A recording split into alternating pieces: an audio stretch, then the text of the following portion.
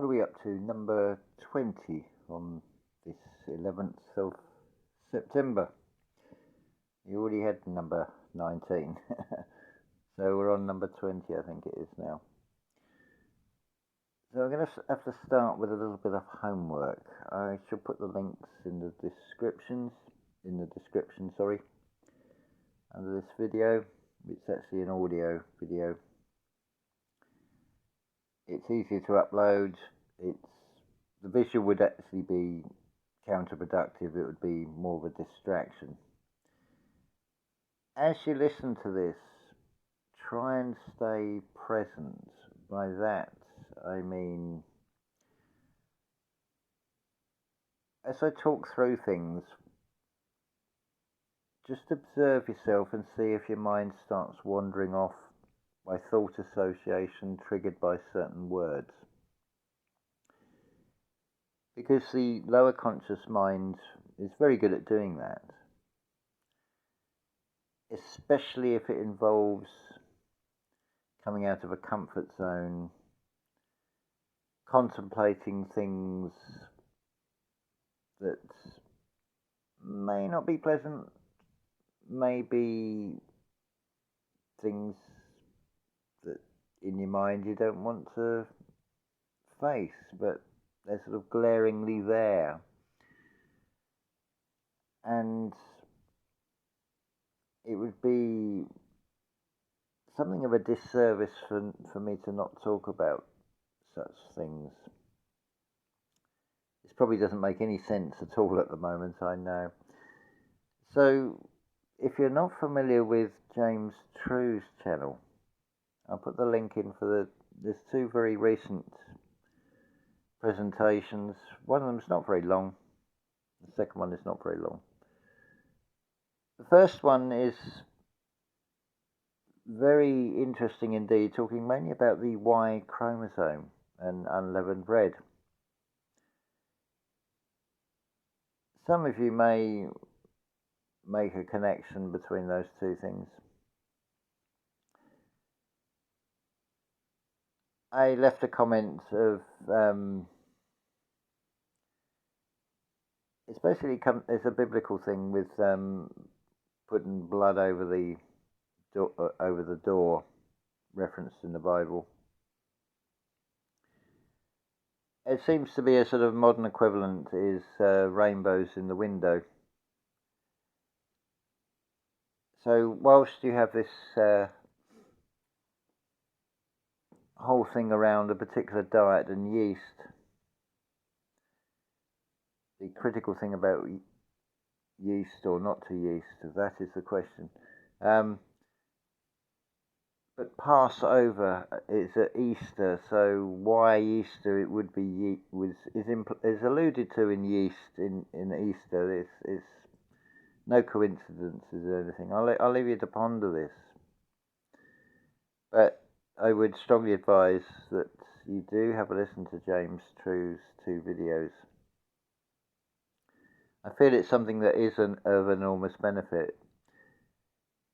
Now, you may feel that I'm talking about things and focused on the external, which brings me on to another link, if I can remember the right video. It's a Rudolf Steiner, and in case it is the wrong one, I'll have a listen through before I add the link. But in this particular lecture, Rudolf Steiner talks about, as much as anything, an electrical charge going through the brain you would see flashes with your eyes that are not actually there. So it begs the question of how reliable are the five sensible senses, the senses you use in the external, in this reality. How much can we really put any faith in the information that is being decoded inside us as being accurate? But in balance to that, I'm sure you can all relate to being able to detect sunlight, warm sunshine, and if there's a cloud that happens to come between you and that uh, sensation of heat from the sun, you notice instantly the change. Now, it all depends what your perspective would be, and what would what would be your worst case scenario of this thing we call reality. For example, this is from a personal experience. It was something I found very uncomfortable, and going through an internal process of, well, that would just, if this is the case, it would make everything futile and pointless, and very pessimistic and very negative. And I'm referring here to being this all being a simulation, and we're not even real, and we're just part of a story, part of a game. But just run with that as being so. And now referring back to, just for example, like the sensation, the feeling of sunshine, or the feeling of going outside in the evening and seeing a full moon, for example. Even if it is, we're just some sort of like avatar simulation, whatever label. This is the thing, that these labels have got so much baggage attached to them these days. It's funny how you put a label on baggage, but these labels we apply come with lots of baggage. It's like an inverse. This is going somewhere with this. I will tie all these pieces together. Maybe not in this one video, but it will hopefully all make sense. This is just, I'm just going with where the thoughts flow. This is from earlier today, but I'd sort of just sit with it. I'm not saying anything definitely is or isn't with this one. I'm just putting a few thoughts there, and it's down to you to process all of this and weigh it up inside yourselves. It's not like I can give you a cassette with a feeling of anything or how I feel about any particular thing and say plug that in and then you'll know exactly what that is. How do any of us know really what anything feels like, and know that it is the same? We can try and use these descriptors called words, and we can apply labels to things. But how 100% exactly the same are they between any of us? As a general concept, a lot of things, it's by agreement of a concept that we know what sunlight is, for example.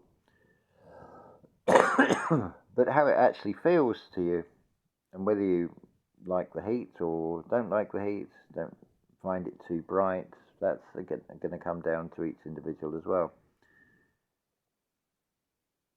So, where am I going with this? I can go in so many different ways with this one. But going to start with, let's start with an opener. For what James True was saying, don't ask me which video it is. It's several years back now.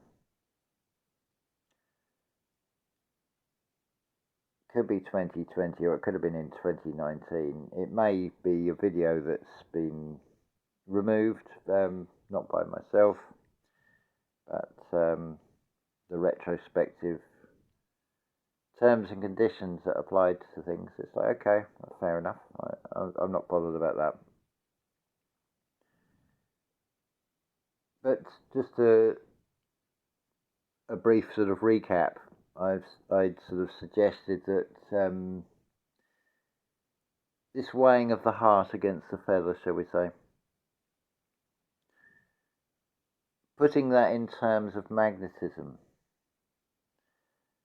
what I've suggested is what is coming will be something rather like a sort of scan through like an X-ray scan, and it will sweep through everything. It won't matter if it's a solid object or not, and it will go through everything, non-living and living, and be some sort of like reset device that will be discriminate on what it removes from this reality. Now, whether it's removing the good or the bad from a human perception, that's debatable. It depends what frequency you're on, where your heart is, and what energy you're putting out. I can tie in a lot of channels with this. This is something Yolanda talks about being on the middle path, the middle pillar. Well, a pillar is, if you think of it as like as polarities, and you can certainly do or have intentions of doing good, but it comes out wrong. That's saying about the road to hell is paved with good intentions, for example. We're in a sort of like a quad system, so you've got a positive good, a negative good, and a positive bad, and a negative bad.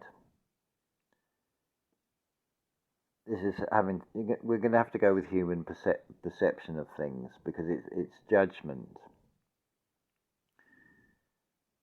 But it's debatable what is good, what is bad. What would be a mercy killing, for example? Do the ends justify the means? Who has the right to decide what has the right to live and what doesn't? And by that I'm talking about living things, not artificial. Because I feel this applies mostly to living, and this is really what I feel is what should concern us anyway, about the living, being in the land of the living. It's a thing talked about as Jesus living in the land of the living, or being in the land of the living. And it's implied about selective, about living and non-living. So I feel it would come down to magnetism and being neutral. And this seems to be very much a theme in terms of energy, in terms of internally what goes on, talking in terms of electrical impulses in the brain or in the mind, and magnetism of the heart, and how thoughts, the electrical side, seems to interfere with the magnetic side. But if you're not giving an energy to something, not focusing on it and staying neutral to it, just observing it, so you're not empowering anything. So anything that is presented in that from that external, you're unaffected by it. You're not actually putting a judgment of good or bad on anything. It's like looking at the weather, and is rain good, is rain bad, is sun good, is sun bad. It's just daylight or nighttime. Yeah, you have preferences and things, but it's being in the moment. So if it's nighttime, it's not, oh, I wish it was daytime, being negative, or, and equally it's not being, hooray, it's nighttime. So, because you might be cheering and being glad that it's night time because you have a dislike of the sun. So it's just okay. I'm here now, and it's daylight or it's night time. It's sunshine or it's cloudy. I accept whatever it is. We get on to the reason for this. Let's check. What are we like on time here? 15 minutes. There's an awful lot that I'm skimming over in a way. But these are things I feel that it would be prudent to weigh up inside oneself, because even if this is all a simulation, the senses in the external do seem real, and there is a thing called sensations of pleasure, and there are sensations that are not so pleasurable. And you can't sort of have the one without the other anyway. This is a realm of duality and contrasts. So even if it turns out that this is all just one simulation and we are simulated characters and we're not even real, as it were, that can make the best of it and still enjoy it,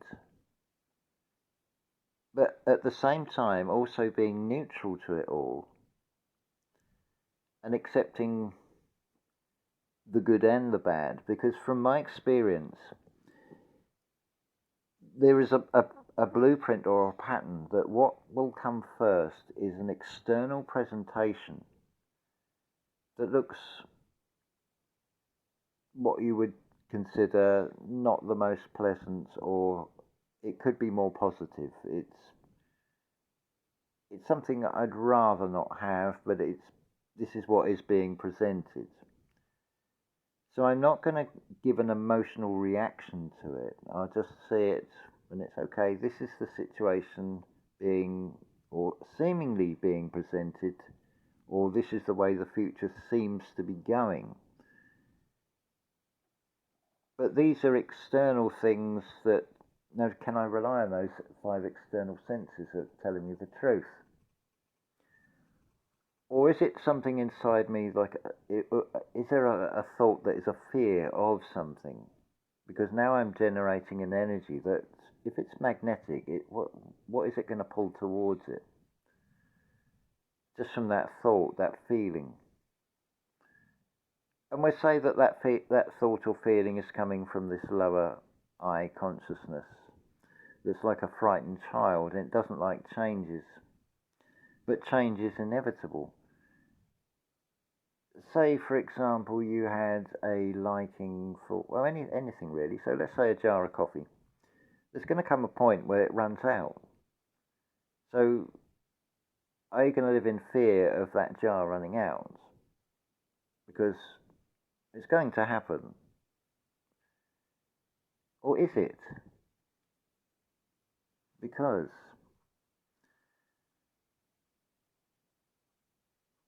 if you've got this perceived system in place where everything seems like a rigged game and set against you, and yet against all odds, now there's a critical word there, against all odds. So if it's against all odds, it must be something that's even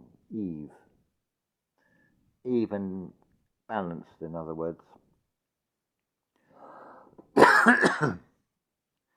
So this pattern, if you let that pass like a cloud, because you haven't reacted and you've just observed, so you've stayed neutral, there then seems to follow the contrast presentation, which then comes. Now that one seems to have a lot more substance behind it. There seems to be then this interaction within ourselves and this external reality. It's like this, you're projecting it out from within yourself individually from the heart. So the weighing of the heart against the feather, what do you think that might be? This is why I feel it is so critical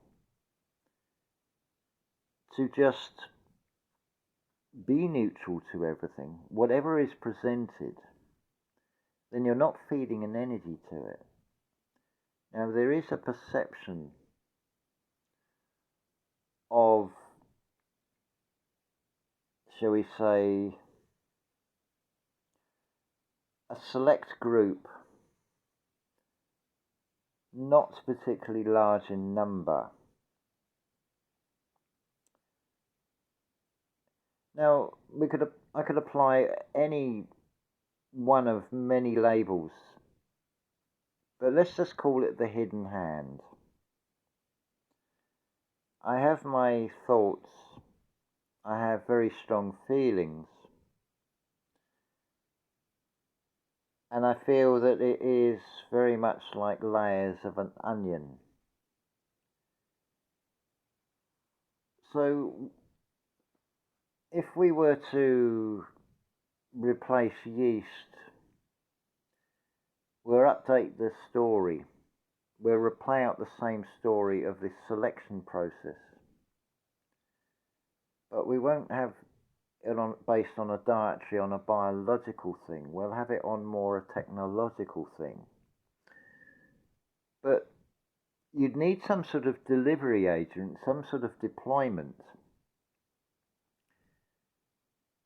Now, everything being in the present, being in the now, it would have to be something that was quite recent. I'll leave you to figure out how could you possibly induce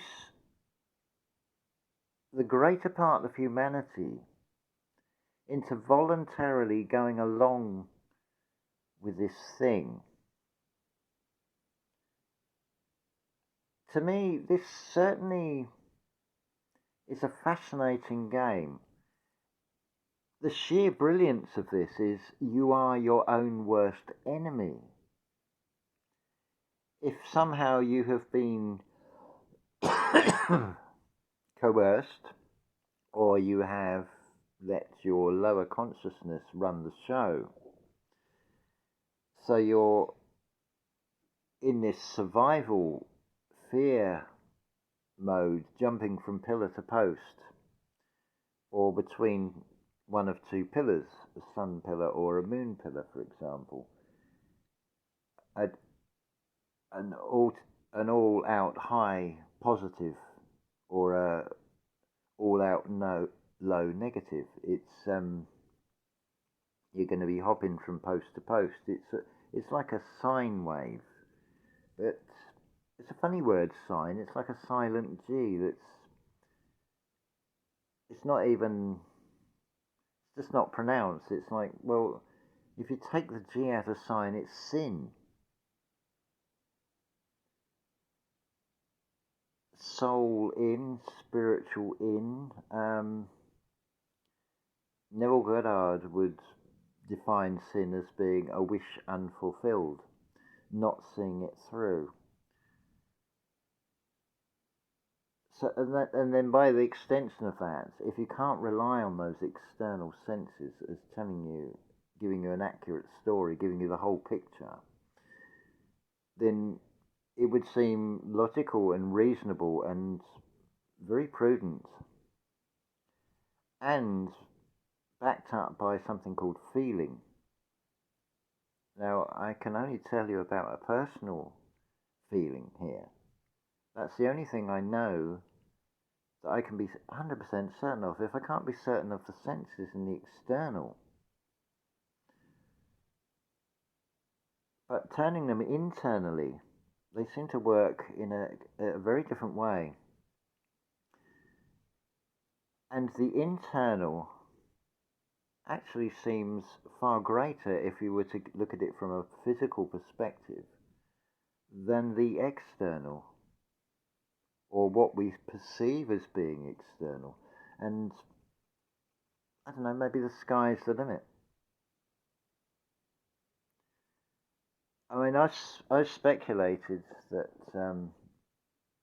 and theorized that in this physical sense, you are on the iris of a giant eyeball.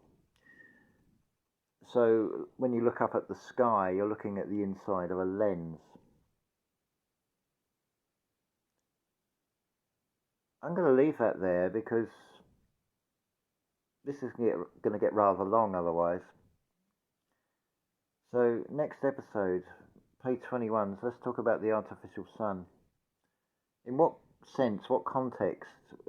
It's a word that's, or a couple of words that are put together and used a lot, rather a lot.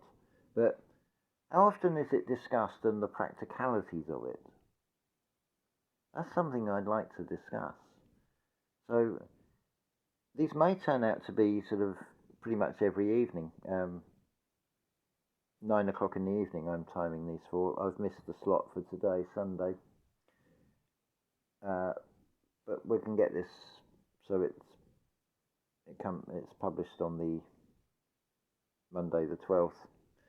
So it'll be 9 o'clock in local time in the Algarve, which is also the same time as the UK.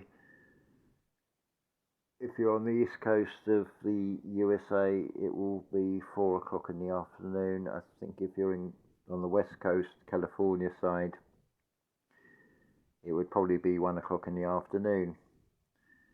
And to be honest, I am tailoring this for the United States of America, well, North America, because that is where the greatest audience is coming from, according to YouTube statistics. And it would seem logical that that would be the case, that it would be an English-speaking world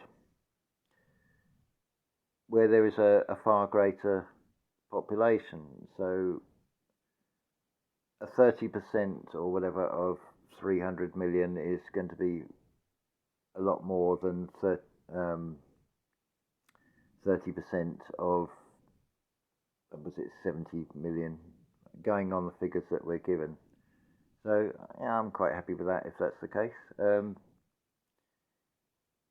I go on the idea of quality rather than quantity, that the message that I'm sharing is only for those that are meant to hear it. You'll be drawn to particular things. Everything, it comes back to everything is magnetic. So yeah, I've gone on another 3 minutes there. So yeah, the artificial sun, that's where we'll carry this on with that one. But I'll put the links in, you don't have to, but I feel it would be a huge benefit if you do have a look and listen to those links. I have no connections with these channels apart from I've listened to these videos or watched these videos, more listen actually, and I feel it's information that would be beneficial to you. So, there's a third one as well.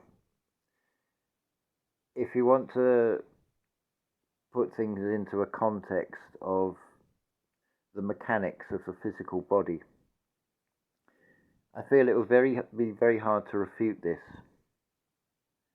based on my personal experiences of things.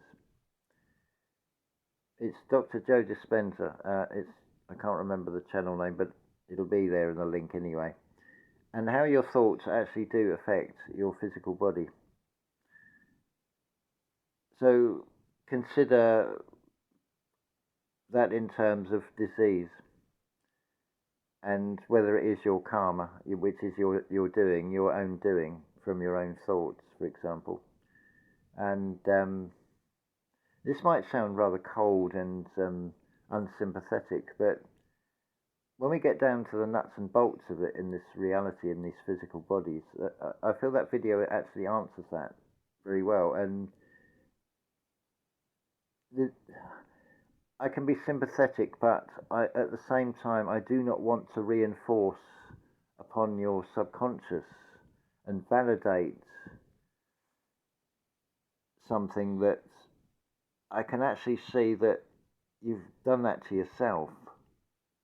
I know that sounds horrible and it sounds cruel, but it's not.